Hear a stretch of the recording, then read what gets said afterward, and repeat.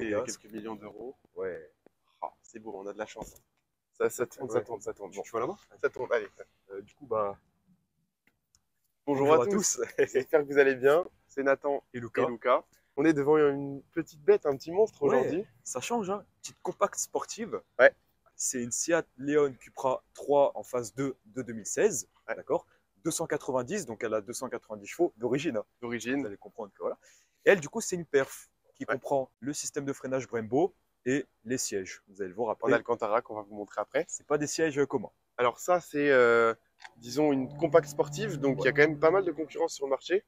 On a donc Golf GTI, Audi S3, Mégane RS, Ford Focus RS, i30N. Il y a beaucoup de concurrence.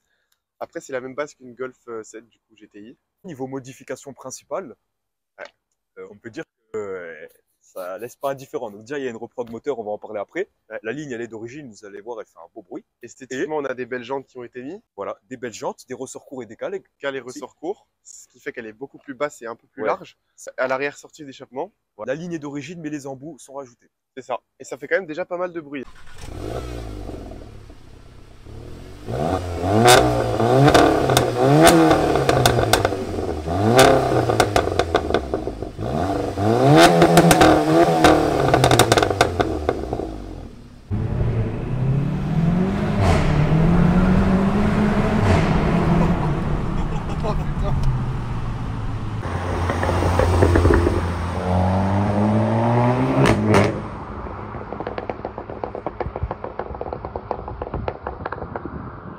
Un élément que je trouve, ça aussi, ça la baisse, ça la rend plus sportive. La petite lame à l'avant, qui est rajoutée, et le petit béquet de coffre. Maxton. La base. Bon, du coup, Lucas, on se retrouve sur le côté de la voiture. Ouais. Franchement, magnifique. Tu vois là. C'est vrai que super. J'aime beaucoup. On a des lignes là qui viennent casser la carrosserie. Ça la rend vraiment basse et enragée. T'as vu, elle part du feu, du phare avant. Et là, tu vois, il y a une pliure de carrosserie qui vient jusqu'au coffre. En rejoignant le feu arrière. Magnifique. Hein. Du coup, on a les jantes qui sont plus légères, qui ont été modifiées. Voilà. Et je trouve qu'elles sont parfaites. Elles sont parfaites. Elles vont très bien avec la couleur rouge. Dites-nous ce que vous en pensez en commentaire. D'ailleurs, les jantes qui accompagnent les ressorts courts et les cales, comme on le disait à l'avant, ça vient vraiment rabaisser la voiture, ça change tout. On peut à peine passer un ou deux doigts. De toute façon, de tout ce qui est pneumatique et jantes sur une voiture, je trouve que ce soit en termes de config ou d'esthétique globale, ça change tout, ça apporte vraiment moins 50% de... Je pense on le dit dans beaucoup de vidéos, mais tu changes des jantes sur une voiture, ça change au moins 50% de la gueule de la voiture. Largement. Un bon système de freinage, du coup, et ça, le Brembo, c'est dû au fait que c'est une perf. Ouais, voilà. Frein Brembo étrier rouge, du coup, pour aller avec la voiture, évidemment. Tout est pensé. Frein percé à l'avant, enfin disque percé, pas à l'arrière, du coup. Voilà. Et puis après, c'est pas une voiture très très lourde, hein, donc il n'y a pas besoin ça va. C'est une traction d'ailleurs, tant qu'on en parle. Voilà, c'est une traction. Une des tractions qui était la plus rapide sur Nürburgring, je crois, à l'époque. Franchement. Et parlons des phases. Donc ça, c'est une Cupra 3 phase 2. Après, ils ont fait la R. Voilà. Donc ils faisaient 310 chevaux. En fait, il y a la Cupra 290, après il y a la 300, et après il y a eu la Cupra R 310 chevaux, qui est limitée à 799 exemplaires et qui coûte presque 10 000 € de plus. Dont moins d'une centaine en France, tu me disais. 40 en France. Ouais. Mais franchement, déjà, celle-là, elle fait beaucoup de taf. Bon, ça suffit, très suffisant. Ça marche très bien. Ouais.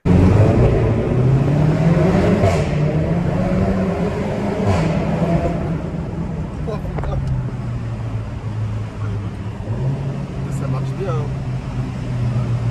Vache. Et le bruit n'est pas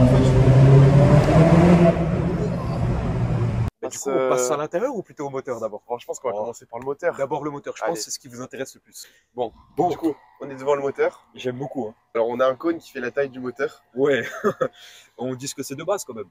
De base, qu'est-ce que c'est? 4 cylindres en ligne, turbo, TSI, même moteur que des Golf GTI. Golf 7 GTI, ouais. Voilà. Qui sort. On peut noter que si tu enlèves le logo Seat, c'est juste collé dessus. Il y a le logo Volkswagen. Donc, ça sort d'origine 290 chevaux, comme le nom de la voiture. Maintenant, le propriétaire l'a passé au banc. D'origine, elle faisait 300 chevaux. Voilà, avant les petites modifs. Pourquoi est-ce que je parle de modifs, Nathan? Bah, je pense que ça se voit. Hein, Non. On a une grosse admission APR. Ouais. Les bobines qui ont été changées et une cartographie moteur. Donc, elle sort 370 chevaux. Ouais, 370 chevaux, on a du carbone un peu partout. Donc voilà, on a un stage 1, reprog moteur et reprog boîte. Évidemment. Ce qui fait que la boîte encaisse plus. De couple. Et ça passe les Ça rapports passe plus les vite. rapports plus vite. À propos de rapports qui passent plus vite, on a différents modes de conduite sur cette voiture. On a confort, après on a sport, un peu plus sport. Individuel, etc. Et le mode individuel qui te permet un peu de configurer comme tu veux. Ouais. Et ce qui est bien, c'est que plus tu montes dans les modes, bah, plus la voiture va avoir les suspensions rigides, le volant qui va être plus réceptif, et aussi des passages de vitesse, des rapports qui vont être plus courts. C'est une boîte automatique, 7 rapports, DSG. Voilà. Bon, on se retrouve à l'intérieur. Ouais. Qu'est-ce que t'en penses? Et ben déjà, quand je rentre, j'ai l'inscription Cupra ici. Ouais, avec le petit logo, encore une fois, le drapeau à damier. Voilà. On sent qu'on est rabaissé quand même. Regarde, le sol, il est pas loin. Ouais. Et t'as vu les sièges? Les sièges, du coup, ils sont bien baqués. Hein. Avec de l'Alcantara, bien baqué, j'ai un bon maintien dorsal. Ça me rappelle presque la Mégane RS.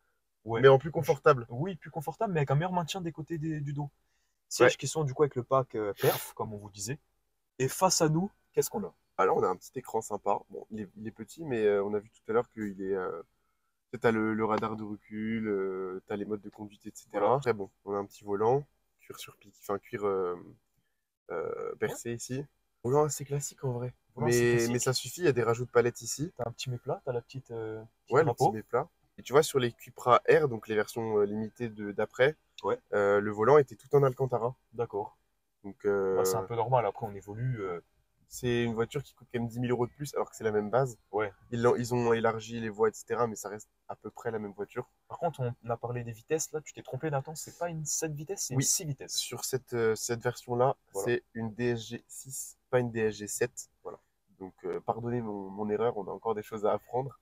Et du coup, en face du volant, qu'est-ce qu'on a? On a deux compteurs analogiques, du coup, avec des aiguilles. Ça change, tu vois, des écrans ou des compteurs numériques digitales. Ouais. Mais c'est bien, je trouve, tu vois, là, tu as le compteur qui monte à 300, ça m'étonnerait qu'elle prenne 300, mais quand même. Et tu as la zone rouge qui commence à 6005.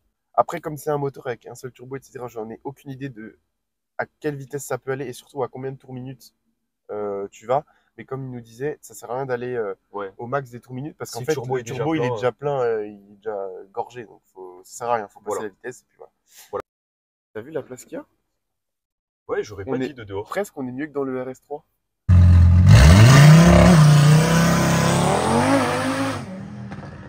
Après, le RS3, c'était le sedan, du coup, tu vois, j'avais pas... ouais, là, t'as bien de la place. Bah, là, on peut le noter, pareil, on vous met l'essai du RS3. Alors, le RS3, donc c'était le sedan, donc avec le toit qui tombe, en fait, c'est le berline. Oui, mais qui est en fait coupé. Mais là, en vrai, je fais 1m90, je crois que tu fais 2 mètres, tu touches presque pas le plafond. Du coup, l'arrière, franchement, il y a bien de la place. On est sur la qualité aussi, hein. Bah, avec l'Alcantara entre les sièges. Le cuir, on a les beaux sièges, parce qu'il faut le dire aussi, ça, c'est une option. Ouais. Donc, enfin, au-delà du fait qu'il y ait l'Alcantara, c'est pas les mêmes sièges. C'est des sièges de RS3 presque, on dirait. Oui, avec le pack perf, du coup. Et du coup, bon, là, c'est du plastique, mais t'as quand même. Il y en a qui mettent ça en rouge. C'est beau. Hein. Moi, j'aime pas. Moi, j'aime bien. Et j'aime bien en noir, là, comme ça. Sinon, je pense qu'à 3, bon, c'est pas le genre de voiture où tu fais 1000 bornes à 3 en général. Mais s'il faut, tu peux être à 5 dans cette voiture quand même. Ouais. Voilà. C'est bien. Regarde. Ouais. Et qu'alors, on n'a pas bougé les sièges. Avant, on était assis à l'avant, avec son 1m90, 1m85. Ouais. Genoux, c'est bon. Dos, c'est bon. On peut voyager à 4 à 1m90 du coup. Ouais. Maintenant, si on veut voyager, il faut qu'il y ait un peu de coffre. Je pense qu'on peut également aller montrer le coffre. Très bel enchaînement. Transition sur le coffre qui est vraiment spacieux. Il est bien, ouais. Il est plutôt carré et tout. Dans tous les sens du terme. Ouais. Tu vois, il y a la petite trappe à ski là au milieu que tu peux ouvrir.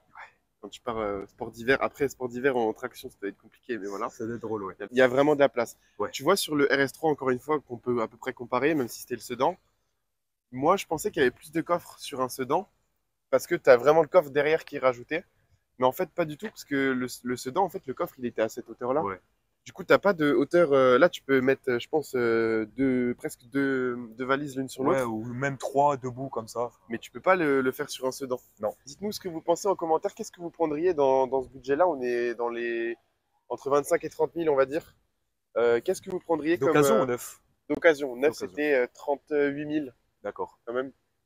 Mais dites-nous ce que vous prendriez dans ce budget-là. J'avoue que moi, si je devais prendre une compacte sportive, je pense que j'irais sur celle-ci. Ouais, je réfléchis vite fait, en vrai. Il y a moyen aussi. Config. Ouais, dans cette config-là, rouge, jantes grises rabaissées. Ouais. Oh là là là là là. On partirait pas dans un petit essai dynamique? Je pense qu'on va essayer de partir dans les hauteurs là-haut pour la laisser un peu s'exprimer, ouais. C'est parti? Bon, allez.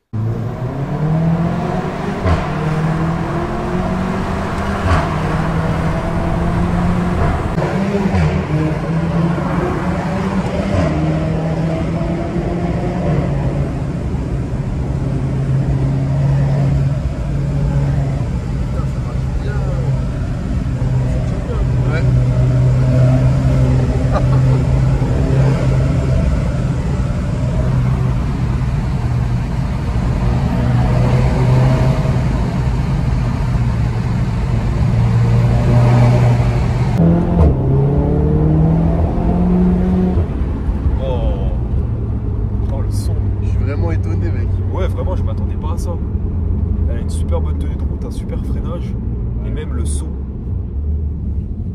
les petits retours là, juste ce qu'il faut.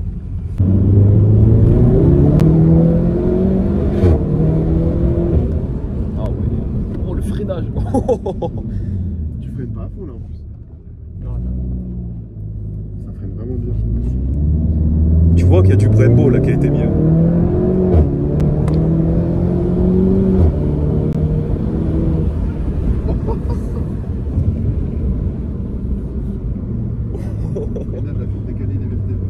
Ouais.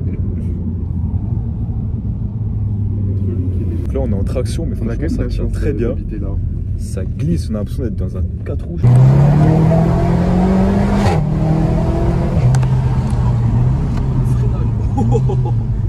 Tu freines pas à fond là en plus. Ça freine vraiment bien. Je crois qu'il y a du Brembo là qui a été mis.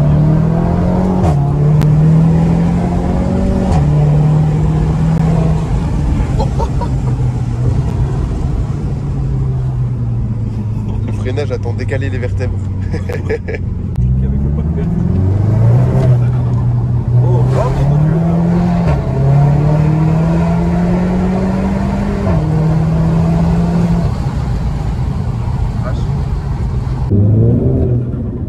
Oh, t'as entendu le...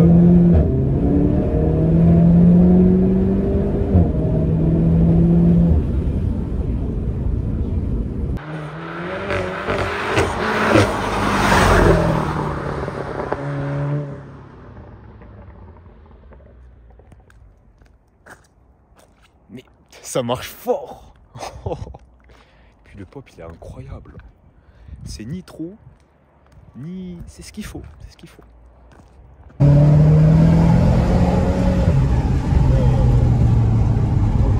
suis vraiment étonné. Ouais, vraiment, je m'attendais pas à ça.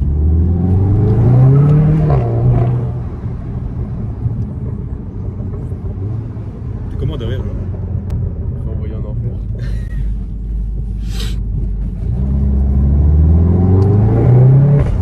C'est l'accélération qui remonte le cœur. Ouais, mais c'est satisfaisant de ouf. C'est linéaire, mais ça s'arrête pas. C'est ça.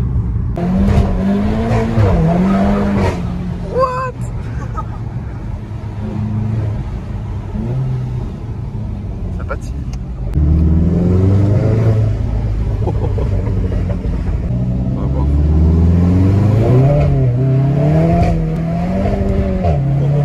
Ah oui, la route elle est un peu mouillée, du coup là ça fait que de patiner.